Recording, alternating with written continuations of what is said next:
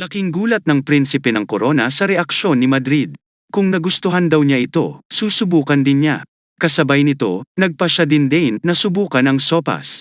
Labis siyang na-curious kung bakit ginawa ng Arco ang kanyang sarili na ganoon kalakas ang reaksyon dito. Matapos matikman ang sopas, napansin niyang masarap talaga ito at kung hindi dahil sa awkward na atmosphere ay hihingi pa siya. Gayunpaman, mayroon siyang pagdududa na ang reaksyon ng Archmage ay dahil sa lasa.